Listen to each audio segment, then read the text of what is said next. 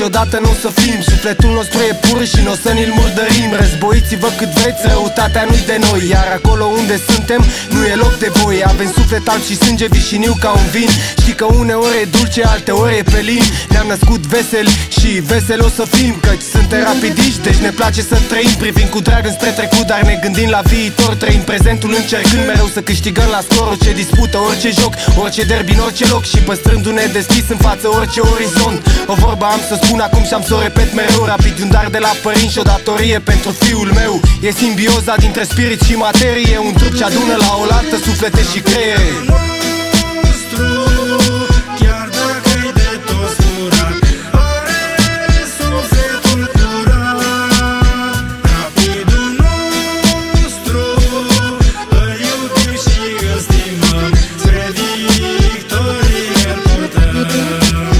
E cel ce ne adună în tribună, indiferent de vreme.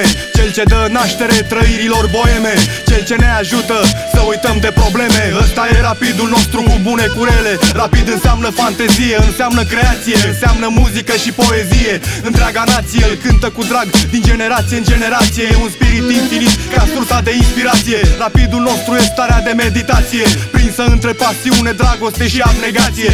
Îl iubim necondiționat și ne oferă satisfacție. Numele Rapid nu suportă comparație. E unic, la fel ca noi, cei ce îl slujim. Cu el ne naștem, cu el învățăm să iubim. Privim și în înfrângeri o reușită, căci steagul vișiniu ne parsează inima rănită.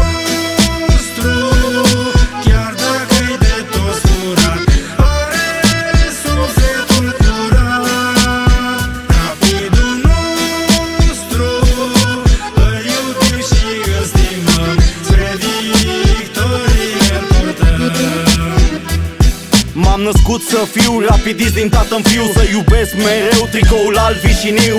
O mână sus, azi Giuleștiul este viu, iar fără el aș fi neîmplinit și pustiu. Pasiune și caracter înainte de toate, suntem binecuvântați cu imortalitate. Că un spirit liber e lipsit de moarte, și oricât ai vrea nu ne poți da la o parte. Dăm tot pentru Rapid, nu contează ce și cât. Și vrem o bară frumoasă decât un gol urât. Dăm tot pentru Rapid, da, așa a fost mereu. Îi suntem alături și la bine și la greu. M-am născut să fiu rapidist din tată-n fiu, să iubesc mereu tricoul alb vișiniu. O mână sus, azi Giuleștiul este viu, iar fără el aș fi neîmplinit și pustiu. Chiar